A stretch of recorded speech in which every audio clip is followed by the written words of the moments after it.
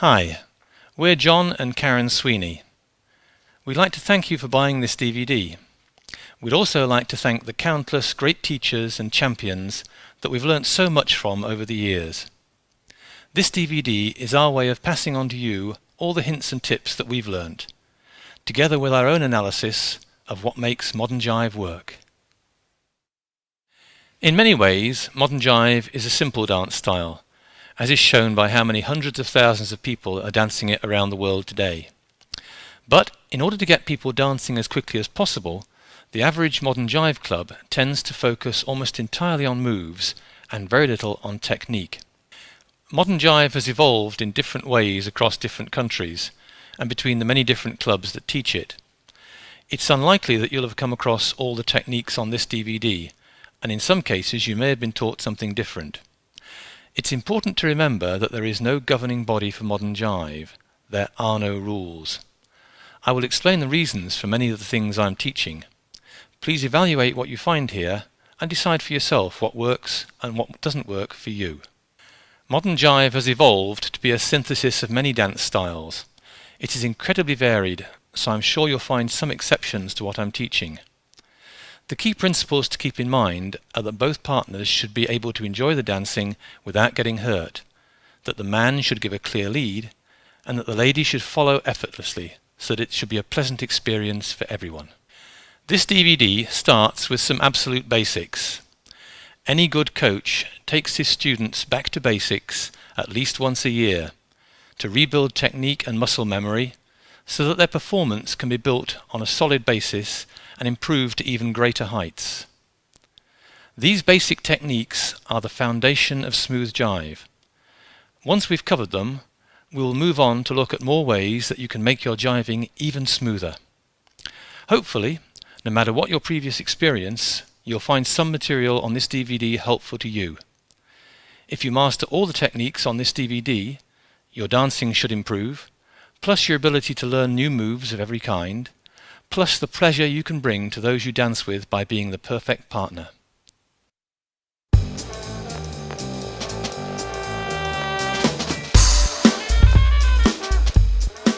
If you want to be able to dance moves like these smoothly, staying on balance and on the beat, you need to develop a light, flexible connection. We're going to look at how you can achieve that and as a result, improve your dancing.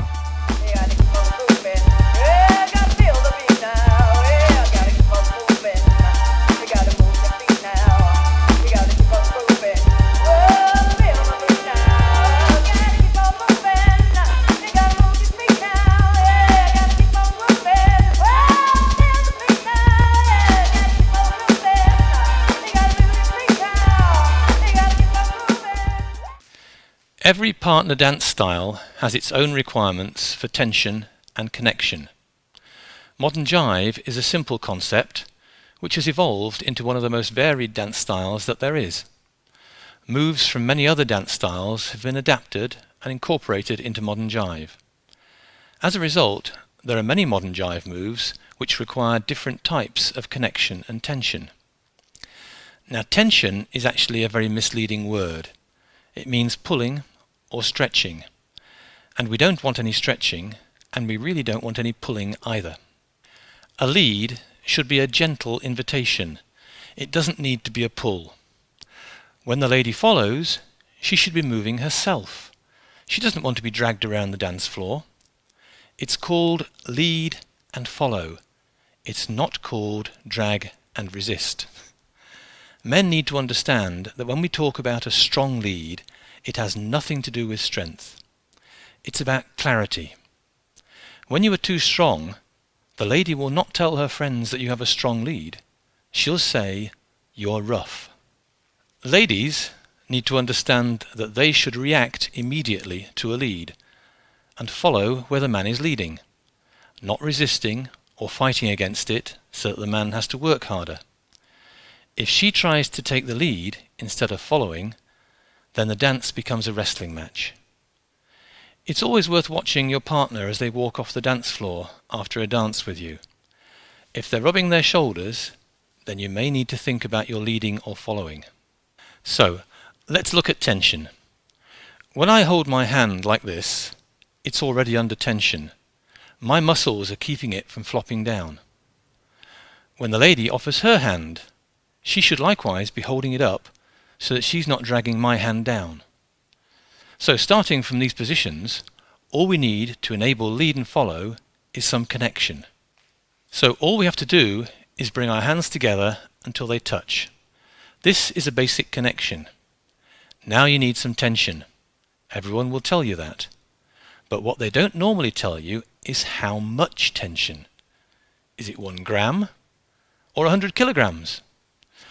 The best answer I've found in discussing this with countless teachers and champions is that you should start with 0 tension and only increase from there to the minimum that you need to make the move successful. Now that connection is along the line between you and your partner. Don't pull your partner's hand up or down or sideways. So I'm going to offer my hand to my partner down at waist level. She's going to hook over it with 0 tension. Right? Now it's important that when you do that you're right down at your waist level, in fact the lady's waist level, so that this part of the lady's arm is horizontal. Okay? It's got to be nice and comfortable for the lady. That should be nice relaxed tension here, and the lady shouldn't arch her wrist up, because if she puts her wrist up like that, I haven't got any connection on this side of the hand. I've got the fingertips here but not over there.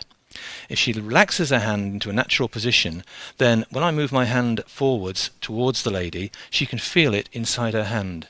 So now I can pull very gently towards me, or I can push very gently away, and the lady's going to feel that.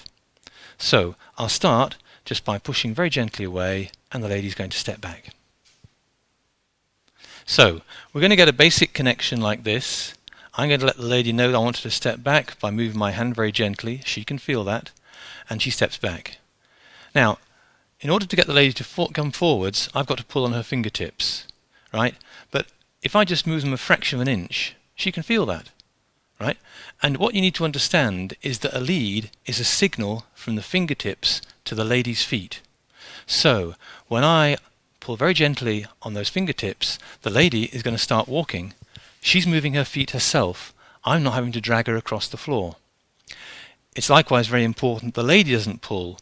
If at this point, as I pull on the fingertips, the lady pulls back, then she's slowing herself down, she's delaying herself. Remember, it's the fingertips tell the feet what to do. If I offer the hand here, pull very gently on the fingertips, the lady starts moving, and her feet are going immediately to follow where I'm leading her. It's amazing how often in modern jive your hands can slip apart, or somebody can get hurt because you're gripping too tightly. So let's look at the hands very carefully.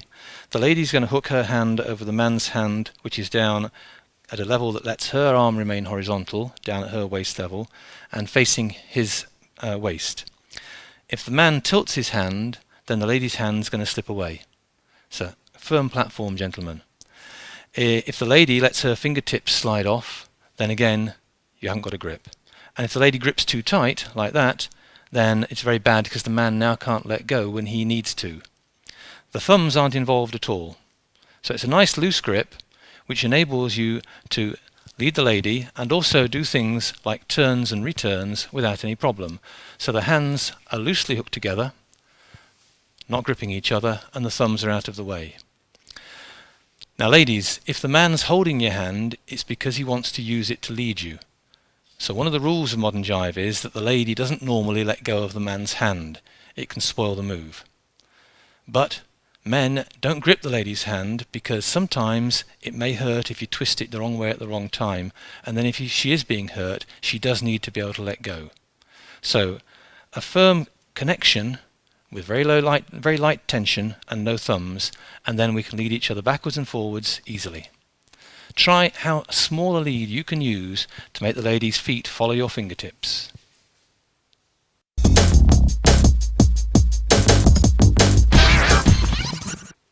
This is a quiet hand. This is a noisy hand. Now, lead and follow is a conversation between the fingertips. If you're shouting, you can't hear the lead and follow. Another point to consider is that when the man leads, the lady's supposed to follow. if I lead like this, then this is what I'm asking the lady to do. It may be fun occasionally, but it's probably not what you really intended. So, go for the quiet hand. Some people teach beginners to move their hands on the beat. For instance, when they're waiting for the dance to start, their hands will be going from side to side like this. It's much better to use your feet. You want to get the music in your head, in your soul, and then move your feet to the beat. Keep the hands free for leading and following. Dancing is all about interpreting to music. And the key part of that is getting your feet moving on the beat. Once you've done that, you can start developing on that long journey to great musical interpretation. But the first step is get the feet moving on the beat. So keep those hands nice and gentle. Now, at the beginning of a dance, you need to have some way of letting the lady know that she's supposed to step back. And some clubs teach that you do a little circle. There's a few important things to understand about that circle. First of all, it's a small circle, not a big one. Try and do a subtle lead, so the lead is a conversation between you and your partner. The result of it is wonderful dancing for everybody else to see, but the lead should be subtle, just between the two of you. Second important thing to notice is that it's led by the man. I often see ladies in classes with their elbows stuck out like this, ready to lead that little circle. But if the intention is for the man to let the lady know when to step back, then how can the lady lead it? Ladies, relax those arms, ladies. Right? The last thing about those circles is there's only one of them. You do a circle at the beginning of the dance to let the lady know to step back, and then you carry on dancing, and the hands can then relax. There are no more circles. In fact, you don't actually need a circle. If you've got a good connection, the hands still, then any small motion can be felt by the lady. So a little push, maybe a little rise, or a little push forward is quite enough. If you want to do a little circle, that's fine, but realize that it can be a small movement, and it can be any movement you like that lets the lady know what to do.